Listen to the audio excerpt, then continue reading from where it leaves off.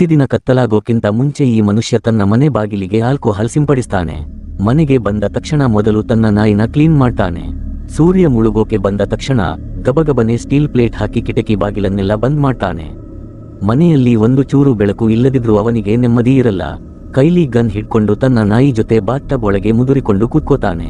ಅವಾಗ್ಲೇ ಅವನಿಗೆ ಸ್ವಲ್ಪ ಸಮಾಧಾನ ಆಗೋದು.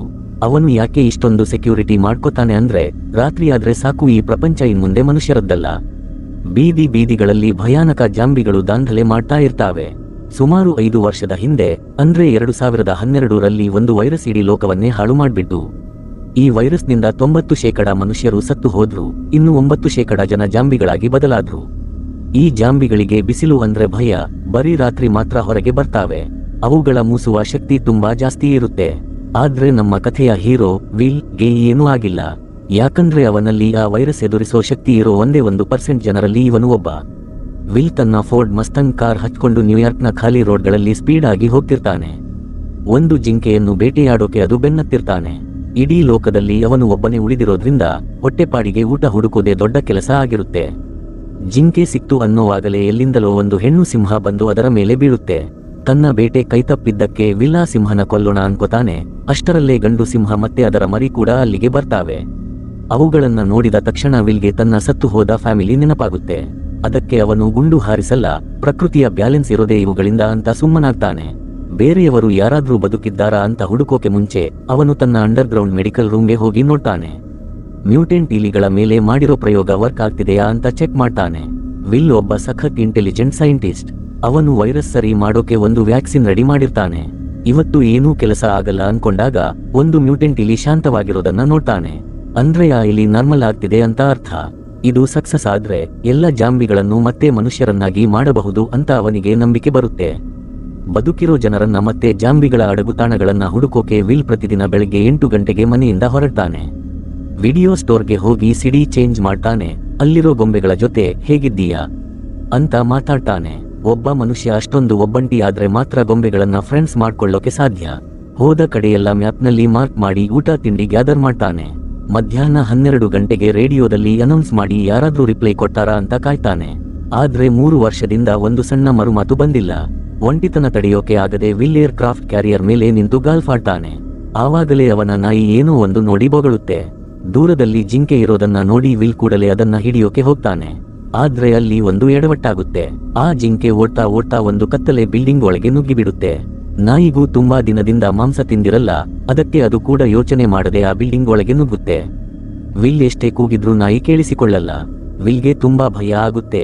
ಆದ್ರೂ ತನ್ನ ಪ್ರಾಣಕ್ಕಿಂತ ಪ್ರೀತಿ ಇರೋ ನಾಯಿಗೋಸ್ಕರ ಅವನು ಆ ಕತ್ತಲೆ ಕೋಣೆ ಒಳಗೆ ಹೋಗಲೇಬೇಕಾಗುತ್ತೆ. ಪೂರ್ತಿ ಕತ್ತಲಾಗಿತ್ತು, ಏನೂ ಕಾಣಿಸುತ್ತಿರಲಿಲ್ಲ. ವಿಡಿಯೋದ ಬ್ರೈಟ್ನೆಸ್ ಪೂರ್ತಿ ಜಾಸ್ತಿ ಮಾಡಿದ್ರೂ ಕೂಡ ಆ ಜಾಗ ತುಂಬಾ ಭಯಾನಕವಾಗಿ ಕಾಣ್ತಿತ್ತು. ಆ ಸಮಯದಲ್ಲಿ ವಿಲ್ ಎದೆ ಜೋರಾಗಿ ಹೊಡ್ಕೊಳ್ತಿತ್ತು. ಒಂದು ಕನ್ನಡಿ ನೋಡಿದ್ರೂ ಅವನಿಗೆ ಭಯ ಆಗ್ತಿತ್ತು. ಅವನು ಮೇಲೆ ಹೋಗಿ ತನ್ನ ನಾಯಿನ ಹುಡುಕುವಾಗ ಸಡನ್ ಆಗಿ ಒಂದು ಮರ್ಮಘಾತಕ ಕಿರುಚಾಟ ಕೇಳಿಸ್ತು. ತನ್ನ ನಾಯಿಗೆ ಏನಾದ್ರೂ ಆಗಿರಬಹುದು ಅಂತ ಹೆದರಿ ಧೈರ್ಯ ಮಾಡ್ಕೊಂಡು ಮುಂದೆ ಹೋದ. ಮೆಟ್ಟಿಲ ಮೇಲೆ ಇದ್ದ ರಕ್ತದ ಕಲೆಗಳನ್ನ ನೋಡ್ತಾ ಹೋದಾಗ ಒಂದು ಮೂಲೆಯಲ್ಲಿ ಪ್ರಾಣಿಯ ಕತ್ತರಿಸಿದ ತಲೆ ಕಾಣಿಸ್ತು. ಅದೃಷ್ಟವಶಾತ್ ಅದು ಆವಾಗ್ಲೇ ಸತ್ತಿದ್ದ ಒಂದು ಮೂಸ್ ಜಿಂಕೆ ತರಹದ ಪ್ರಾಣಿ ಅಂತ ಗೊತ್ತಾಯ್ತು. ಆದ್ರೆ ಆ ಪ್ರಾಣಿ ಸಾಯೋ ಮುಂಚೆ ಅದರ ಮುಖದಲ್ಲಿ ಅದೆಷ್ಟು ಭಯ ಇತ್ತು ಅಂದ್ರೆ ಅದನ್ನ ನೋಡಿ ವಿಲ್ ಕೂಡ ಗನ್ ರೆಡಿ ಮಾಡ್ಕೊಂಡು ಸುತ್ತಮುತ್ತ ನೋಡೋಕೆ ಶುರು ಮಾಡಿದ. ಆವಾಗ್ಲೇ ಅವನಿಗೆ ಮತ್ತೊಂದು ಭಯಾನಕ ದೃಶ್ಯ ಕಾಣಿಸಿದ್ದು. ನೋಡ್ತಿದ್ದಂತೆ ಜಾಂಬಿಗಳ ಹಿಂಡು ಅವನಿಂದ 5 ಮೀಟರ್ಗಿಂತ ಕಡಿಮೆ ದೂರದಲ್ಲಿದ್ವು. ವಿಲ್ ತನ್ನ ನಾಯಿಗೋಸ್ಕರ ಧೈರ್ಯ ಮಾಡಿ ಒಳಗೆ ಹೋದ. ಕೊನೆಗೆ ಒಂದು ಟೇಬಲ್ ಕೆಳಗೆ ಹೆದರಿ ಕುಳಿತಿದ್ದ ತನ್ನ ಜರ್ಮನ್ ಶೆಫರ್ಡ್ ನಾಯಿ ಸಿಕ್ತು. ಅವನು ನಾಯಿನ ಕರೆಯೋಕೆ ಹೋದಾಗ ಆ ನಾಯಿ ವಿಲ್ನ ಬೆನ್ನ ಹಿಂದೆಯೇ ದಿಟ್ಟಿಸಿ ನೋಡ್ತಿತ್ತು.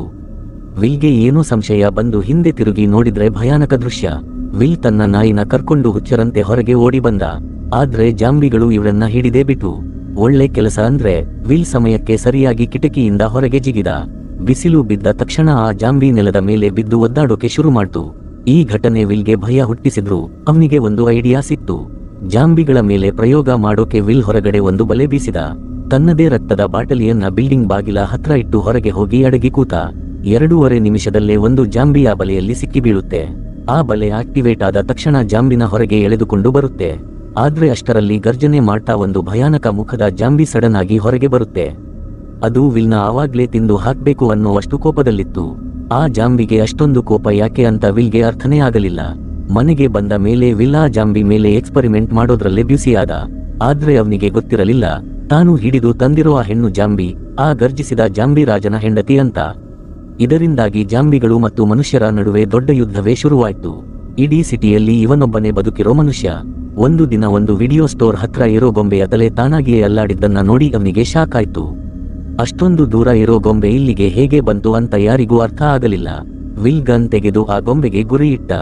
ಯಾರೋ ಮನುಷ್ಯನೇ ಇದನ್ನ ಮಾತಾಡೋಕೆ ಇಟ್ಟಿದ್ದಾರೆ ಅನ್ಕೊಂಡ. ಆದ್ರೆ ಅಲ್ಲಿ ಯಾರೂ ಇರಲಿಲ್ಲ.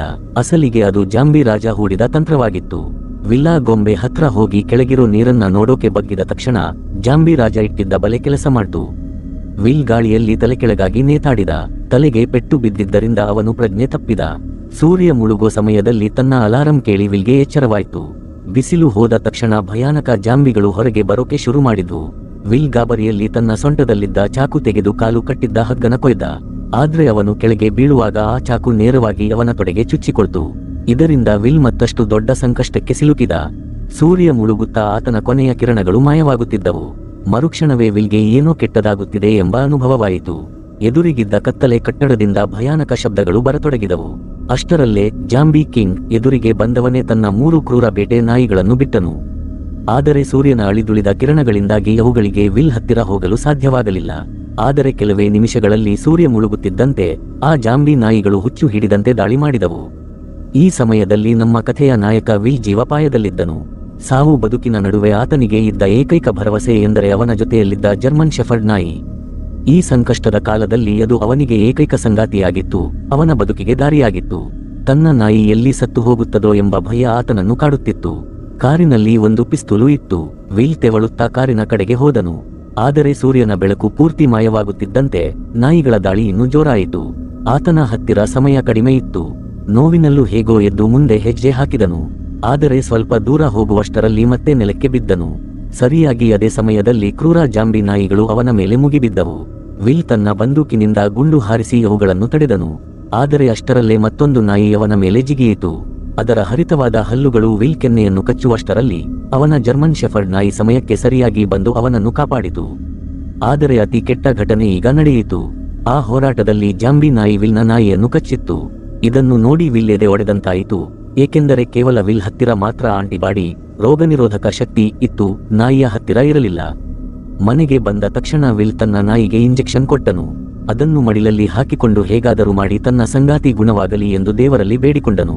ತನ್ನ ನಾಯಿ ಸರಿಯಾಗುತ್ತದೆ ಎಂದು ತನಗೆ ತಾನೇ ಸುಳ್ಳು ಸಮಾಧಾನ ಮಾಡಿಕೊಳ್ಳುತ್ತಿದ್ದನು. ಆದರೆ ಅಷ್ಟರಲ್ಲೇ ಆ ನಾಯಿಯ ಮೈಮೇಲಿನ ಕೂದಲು ಉದುರತೊಡಗಿತು. ಅದರ ಕಣ್ಣುಗಳನ್ನು ನೋಡಿದಾಗ ಅದಕ್ಕೆ ರೋಗ ಹರಡುತ್ತಿರುವುದು ಸ್ಪಷ್ಟವಾಯಿತು. ಬಾಯಿಯಲ್ಲೂ ಭಯಾನಕ ಲಕ್ಷಣಗಳು ಕಂಡವು. ವಿಲ್ ಸಂಪೂರ್ಣವಾಗಿ ಮಾನಸಿಕವಾಗಿ ಕುಸಿದು ಹೋದನು. ಆದರೆ ಪರಿಸ್ಥಿತಿ ಅವನನ್ನು ಒಂದು ಕಠಿಣ ನಿರ್ಧಾರ ತೆಗೆದುಕೊಳ್ಳುವಂತೆ ಮಾಡಿತು. ಬೇರೆ ದಾರಿ ಇಲ್ಲದೆ ತನ್ನ ಪ್ರೀತಿಯ ನಾಯಿಯನ್ನು ತಾನೇ ತನ್ನ ಕೈಯಾರೆ ಕೊಂದನು. 10 ಒಂಟಿ ರಾತ್ರಿಗಳಲ್ಲಿ ಅವನಿಗೆ ಸಾಥ್ ನೀಡಿದ್ದ ಜೀವ ಈಗ ಇಲ್ಲವಾಗಿತ್ತು. ಆತ ಸಂಪೂರ್ಣವಾಗಿ ಒಡೆದು ಹೋಗಿದ್ದನು. ಅದೇ ಸಮಯದಲ್ಲಿ ವಿಲ್ಗೆ ಒಂದು ವಿಚಿತ್ರ ವಿಷಯ ತಿಳಿಯಿತು. ವೈರಸ್ ತಗುಲಿದ ಮನುಷ್ಯ ಜಾಂಬಿ ಆದರೆ ಅವನಿಗೆ ಅಷ್ಟೊಂದು ಬುದ್ಧಿ ಇರುವುದಿಲ್ಲ. ಆದರೆ ಇವರು ಮನುಷ್ಯರಂತೆ ಹೇಗೆ ಬಲೆ ಹೆಣೆಯುತ್ತಿದ್ದಾರೆ? ಪಕ್ಕದ ಸೀಟಿನಲ್ಲಿ ಸ್ಯಾಮ್ ಕೂಡ ಇರಲಿಲ್ಲ. ವಿಲ್ಗೆ ಇನ್ನು ಸಹಿಸಲು ಸಾಧ್ಯವಾಗಲಿಲ್ಲ. ಅಂದೇ ರಾತ್ರಿ ತನ್ನ ಕಾರು ತೆಗೆದುಕೊಂಡು ಬಂದರಿನ ಕಡೆಗೆ ಹೋದನು ಮತ್ತು ಸಿಕ್ಕ ಜಾಂಬಿಗಳ ಮೇಲೆ ದಾಳಿ ಮಾಡಿದನು. ಕಾರಿನ ಒಳಗಿದ್ದ ಕಾರಣ ಅವನಿಗೆ ಏನೂ ತೊಂದರೆಯಾಗಲಿಲ್ಲ. ಆದರೆ ಜಾಂಬಿಗಳು ಗುಂಪು ಗುಂಪಾಗಿ ಬರುತ್ತಲೇ ಇದ್ದವು. ಅವು ಕಾರನ್ನು ಸುತ್ತುವರಿದು ಗಾಜನ್ನು ಒಡೆಯಲು ಶುರು ಮಾಡಿದವು. ವಿಲ್ ಕಾರಿನೊಳಗೆ ಸಿಕ್ಕಿ ಹಾಕಿಕೊಂಡನು. ಸಾವಿನ ದವಡೆಯಲ್ಲಿದ್ದಾಗ ಅವನಿಗೆ ಒಂದು ಜೋರಾದ ಬೆಳಕು ಕಂಡಿತು. ಅಷ್ಟರಲ್ಲೇ ಆತ ಪ್ರಜ್ಞೆ ತಪ್ಪಿ ಬಿದ್ದನು. ಕಣ್ಣು ಬಿಟ್ಟು ನೋಡಿದಾಗ ಆತ ತನ್ನ ಮನೆಯಲ್ಲಿದ್ದನು. ಕಾಲಿಗೆ ಬ್ಯಾಂಡೇಜ್ ಹಾಕಲಾಗಿತ್ತು. ಪಕ್ಕದಲ್ಲಿ ಒಬ್ಬ ಮಹಿಳೆ ಮತ್ತು ಮಗು ಇದ್ದರು. ಮನುಷ್ಯರನ್ನು ನೋಡಿ ವಿಲ್ಗೆ 3 ವರ್ಷಗಳಾಗಿತ್ತು. ಅವರ ಜೊತೆ ಹೇಗೆ ಮಾತನಾಡಬೇಕೆಂದು ಅವನಿಗೆ ತಿಳಿಯುತ್ತಿರಲಿಲ್ಲ. ಆ ಮಹಿಳೆ ತನ್ನ ಹೆಸರು ಅನಾ ಎಂದು ಪರಿಚಯಿಸಿಕೊಂಡಳು. ಅವಳು ರೇಡಿಯೋದಲ್ಲಿ ವಿಲ್ ಬಗ್ಗೆ ಕೇಳಿ ಮಗುವಿನ ಜೊತೆ ನ್ಯೂಯಾರ್ಕ್ ಬಂದಿದ್ದಳು. ಅವಳು ವರ್ಮಾಂಟ್ ಎಂಬ ಜಾಗಕ್ಕೆ ಹೋಗಲು ಬಯಸಿದ್ದಳು, ಏಕೆಂದರೆ ಅದು ಸುರಕ್ಷಿತ ಜಾಗ ಎಂದು ಅವಳು ನಂಬಿದ್ದಳು. ಇದು ಕೇಳಿ ವಿಲ್ಗೆ ಸಿಟ್ಟು ಬಂದಿತು. ಇಡೀ ಅಮೆರಿಕ ನಾಶವಾಗಿದೆ, ಎಲ್ಲೂ ಸುರಕ್ಷಿತ ಜಾಗ ಇಲ್ಲ ಎಂದು ಆತ ಅವಳ ಮೇಲೆ ಕಿರುಚಾಡಿದನು. ಆತ ಇಷ್ಟು ದಿನ ತಾನೊಬ್ಬನೇ ಬದುಕಿದ್ದೇನೆ ಎಂಬ ಮಾನಸಿಕ ಒತ್ತಡದಲ್ಲಿದ್ದನು. ಆತ ಕೇವಲ ಸೈನ್ಸ್ ಮತ್ತು ಲಾಜಿಕ್ ನಂಬಿ ವೈರಸ್ಗೆ ಮದ್ದು ಹುಡುಕುವುದನ್ನೇ ಗುರಿಯಾಗಿಸಿಕೊಂಡಿದ್ದನು. ಆದರೆ ಅನಾ ಹೇಳಿದ ಮಾತು ಕೇಳಿ ಅವನಿಗೆ ಹೊಸ ಭರವಸೆ ಮೂಡಿತು. ಜಗತ್ತಿನಲ್ಲಿ ಇನ್ನೂ ಕೆಲವು ಮನುಷ್ಯರು ಬದುಕಿದ್ದಾರೆ ಎಂಬ ವಿಷಯ ಅವನ ಇಷ್ಟು ದಿನದ ಕಷ್ಟಕ್ಕೆ ಒಂದು ಅರ್ಥ ನೀಡಿತು. ವಿಲ್ ತನ್ನ ರೂಮಿನಲ್ಲಿ ತನ್ನ ಆಲೋಚನೆಗಳೊಂದಿಗೆ ಹೋರಾಡುತ್ತಾ ಕುಳಿತಿದ್ದನು. ಕೊನೆಗೂ ಅವನು ನಿಜಾಂಶನ ಒಪ್ಕೊಂಡು ರೂಮಿನಿಂದ ಹೊರಗಡೆ ಬಂದ. ಅನಾನ ಇವನಿಗೆ ನಮ್ಮ ಜೊತೆ ಕ್ವಾರಂಟೈನ್ ಝೋನ್ಗೆ ನಡಿ ಅಂತ ಎಷ್ಟೇ ಹೇಳಿದ್ರು ವಿಲ್ ಮಾತ್ರ ಬರಲ್ಲ ಅಂತ ಹಠ ಹಿಡಿದು ಕೂತ್ಕೊಂಡ. ನಾನು ಇಲ್ಲಿಂದ ಎಳ್ಳಷ್ಟು ಕದಲಲ್ಲ ಅಂತ ಖಡಾಖಡಿಯಾಗಿ ಹೇಳ್ಬಿಟ್ಟ. ಆಮೇಲೆ ಅನಾ ವಿಲ್ನ ಲ್ಯಾಬ್ಗೆ ಹೋದಳು. ಅಲ್ಲಿ ಮಂಜಿನ ಗಡ್ಡೆ ಮೇಲೆ ಮಲಗಿದ್ದ ಆ ಹೆಣ್ಣು ಜಾಂಬಿನ ನೋಡಿ ಅವಳಿಗೆ ತನ್ನ ಕಣ್ಣನ್ನೇ ತನಗೆ ನಂಬೋಕೆ ಆಗ್ಲಿಲ್ಲ. ನಿಜವಾಗಿಯೂ ನೀನು ಇದನ್ನ ಗುಣ ಮಾಡ್ತೀಯಾ ಅಂತ ವಿಲ್ನ ಕೇಳ್ತಾಳೆ. ಅಲ್ಲೇ ಗೋಡೆ ಮೇಲೆ ನೂರಾರು ಜಾಂಬಿಗಳ ಫೋಟೋ ಇರೋದನ್ನ ಅನಾ ನೋಡ್ತಾಳೆ. ವ್ಯಾಕ್ಸಿನ್ ತಯಾರಿಸೋಕೆ ವಿಲ್ ಇವರನ್ನೆಲ್ಲ ಪ್ರಯೋಗಾಲಯದ ಇಲಿಗಳ ತರ ಬಳಸಿಕೊಂಡಿದ್ದ. ಸೂರ್ಯ ಮುಳುಗ್ತಾ ಇದ್ದ ಹಾಗೆ ವಿಲ್ ಚಕಚಕನೆ ಎಲ್ಲಾ ಕಿಟಕಿ ಬಾಗಿಲುಗಳನ್ನ ಗಟ್ಟಿಯಾಗಿ ಮುಚ್ಚಿದ. ಅನಾ ಮತ್ತೊಮ್ಮೆ ನಮ್ಮ ಜೊತೆ ಬಂದ್ಬಿಡು ಅಂತ ವಿಲ್ನ ಒಪ್ಪಿಸೋಕೆ ಟ್ರೈ ಮಾಡಿದ್ಲು. ಆದರೆ ವಿಲ್ ಏನಾದ್ರೂ ಉತ್ತರ ಕೊಡೋ ಅಷ್ಟರಲ್ಲಿ ಹೊರಗಡೆಯಿಂದ ಯಾವುದೋ ದೊಡ್ಡ ಸೌಂಡ್ ಕೇಳಿಸ್ತು. ಸಣ್ಣ ಕಿಟಕಿ ತೆಗೆದು ನೋಡಿದ್ರೆ ಜಾಂಬಿಗಳ ದೊಡ್ಡ ದಂಡೆ ಇವನ ಮನೆ ಕಡೆ ನುಗ್ಗಿ ಬರ್ತಾ ಇತ್ತು. ವಿಲ್ ಇವತ್ತು ತನ್ನ ಕಣ್ಣನ್ನೇ ತಾನು ನಂಬೋಕೆ ಆಗ್ಲಿಲ್ಲ.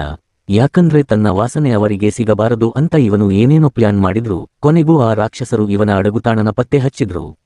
ಹುಚ್ಚು ಹಿಡಿದವರ ತರ ಅವರೆಲ್ಲ ಮನೆ ಕಡೆ ನುಗ್ಗಿ ಬಂದ್ರು. ಆಮೇಲೆ ಗೊತ್ತಾಗಿದ್ದು ಏನೆಂದ್ರೆ ನಿನ್ನೆ ಆ ಹೆಂಗಸು ವಿಲ್ನ ಕಾಪಾಡಿ ಮನೆಗೆ ಕರ್ಕೊಂಡು ಬರುವಾಗ ಯಾವುದೇ ಜಾಗ್ರತೆ ವಹಿಸಿರಲಿಲ್ಲ.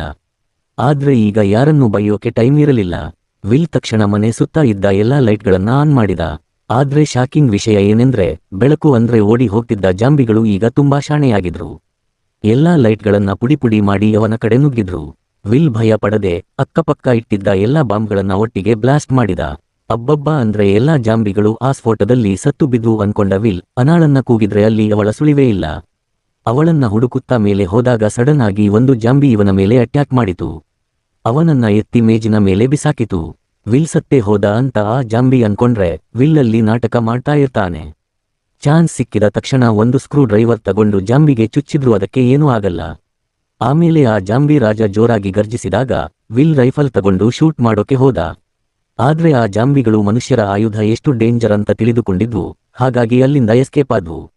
ವಿಲ್ ಗ್ಯಾಸ್ ಸಿಲಿಂಡರ್ಗೆ ಶೂಟ್ ಮಾಡಿ ಸ್ಫೋಟಿಸಿದಾಗ ಜಾಂಬಿ ಕಿಂಗ್ ಹೊರಗಡೆ ಹೋಗಿ ಬಿದ್ದ. ಆಮೇಲೆ ವಿಲ್ ಕೆಳಗಡೆ ಹೋದಾಗ ಅನಾ ಮತ್ತು ಮಗು ಅಲ್ಮೇರಾ ಕೆಳಗೆ ಅಡಗಿಕೊಂಡಿರೋದು ಕಂಡಿತು. ಸೌಂಡ್ ಮಾಡ್ಬೇಡಿ ಅಂತ ಸನ್ನೆ ಮಾಡ್ತಾನೆ. ಅಷ್ಟರಲ್ಲಿ ಇನ್ನೊಂದು ಜಾಂಬಿ ಅಟ್ಯಾಕ್ ಮಾಡೋಕೆ ಬಂದಾಗ ಅನಿವಾರ್ಯವಾಗಿ ವಿಲ್ ಒಳಗಡೆ ನುಗ್ಗಿ ಶೂಟ್ ಮಾಡಬೇಕಾಗುತ್ತೆ. ಹೊರಗಡೆ ನೋಡಿದ್ರೆ ಜಾಂಬಿ ಕಿಂಗ್ ತನ್ನ ಗ್ಯಾಂಗ್ ಕರ್ಕೊಂಡು ಬಂದು ಆರ್ಭಟ ಮಾಡ್ತಾ ಇರ್ತಾನೆ. ಈ ಸಲ ಅವರ ಅಟ್ಯಾಕ್ ಬರೀ ಹೊಡೆದಾಟ ಅಲ್ಲ, ಪಕ್ಕಾ ಪ್ಲಾನ್ ಆಗಿತ್ತು. ಅವರಿಗೆ ಬುದ್ಧಿಶಕ್ತಿ ಇದೆ ಅನ್ನೋದು ವಿಲ್ಗೆ ಈಗ ಅರ್ಥ ಆಯ್ತು. ಇವರೆಲ್ಲ ಓಡಿ ಹೋಗಿ ಬೇಸ್ಮೆಂಟ್ ಅಂದ್ರೆ ಕೆಳಮನೆಯಲ್ಲಿ ಅಡಗಿಕೊಳ್ತಾರೆ. ವಿಲ್ ಒಳಗಡೆ ಹೋಗಿ ಗ್ಲಾಸ್ ಡೋರ್ ಹಾಕಿಕೊಳ್ತಾನೆ. ಅಷ್ಟರಲ್ಲಿ ಒಂದು ಪವಾಡ ನಡೀತು. ವಿಲ್ ತಯಾರಿಸಿದ ವ್ಯಾಕ್ಸಿನ್ ಕೆಲಸ ಮಾಡೋಕೆ ಶುರು ಮಾಡಿತ್ತು. ಆ ಜಾಂಬಿ ಕಿಂಗ್ ಹೆಂಡತಿ ನಿಧಾನವಾಗಿ ಮನುಷ್ಯಳಾಗಿ ಬದಲಾಗ್ತಾ ಇದ್ಲು. ಇದನ್ನು ನೋಡಿ ವಿಲ್ ಆ ಜಾಂಬಿಗಳಿಗೆ ನಾನು ನಿಮ್ಮನ್ನ ಗುಣ ಮಾಡ್ತೀನಿ ಅಂತ ಹೇಳೋಕೆ ಹೋದ. ಆದ್ರೆ ಆ ಜಾಂಬಿಗಳ ಪಾಲಿಗೆ ವಿಲ್ ಕೂಡ ಒಬ್ಬ ಕ್ರೂರ ರಾಕ್ಷಸನ ತರಾನೇ ಕಾಣಿಸ್ತಿದ್ದ. ಯಾಕಂದ್ರೆ ಅವನು ಅವರ ಜೊತೆಗಾರರನ್ನ ಹಿಡಿದು ಎಕ್ಸ್ಪೆರಿಮೆಂಟ್ ಮಾಡ್ತಿದ್ದ ಅಲ್ವಾ. ಜಾಂಬಿ ಕಿಂಗ್ ಆ ಗ್ಲಾಸ್ ಡೋರ್ನ ಗುದ್ದಿ ಒಡೆಯೋಕೆ ಶುರು ಮಾಡಿದ. ಆ ಟೈಮಲ್ಲಿ ವಿಲ್ಗೆ ಒಂದು ವಿಷಯ ಹೊಳೆಯಿತು. ಆ ಹೆಂಗಸಿನ ಕುತ್ತಿಗೆ ಮೇಲಿದ್ದ ಚಿಟ್ಟೆ ಮಾರ್ಕ್ ನೋಡಿ ಅವನಿಗೆ ಎಲ್ಲವೂ ಅರ್ಥ ಆಯ್ತು. ತಕ್ಷಣ ಆ ಗುಣವಾಗ್ತಿದ್ದ ಮಹಿಳೆಯ ರಕ್ತದಿಂದ ಸೀರಂ ತೆಗೆದು ಅನಾಗೆ ಕೊಟ್ಟ. ಆಮೇಲೆ ಅನಾ ಮತ್ತು ಮಗುವನ್ನು ಸೇಫ್ ಆಗಿ ಒಂದು ಸುರಂಗದ ಒಳಗೆ ಕಳಿಸಿ ಬಾಗಿಲು ಹಾಕಿದ. ಜಾಂಬಿಗಳು ಗಾಜು ಒಡೆದು ಒಳಗೆ ನುಗ್ಗಿದ ತಕ್ಷಣ ವಿಲ್ ಕೈಯಲ್ಲಿ ಒಂದು ಗ್ರೆನೇಡ್ ಹಿಡಿದು ಜೈ ಅಂತ ಜಾಂಬಿಗಳ ಗುಂಪಿನ ಮೇಲೆ ನೆಗೆದ. ಹೀಗೆ ಈ ಅದ್ಭುತ ಸಿನಿಮಾ ಮುಗಿಯುತ್ತೆ. ಈ ಕಥೆ ನಿಮಗೂ ಇಷ್ಟ ಆಯ್ತು ಅನ್ಕೋತೀನಿ. ಇಷ್ಟ ಆಗಿದ್ರೆ ಲೈಕ್ ಮಾಡಿ, ಸಬ್ಸ್ಕ್ರೈಬ್ ಮಾಡಿ.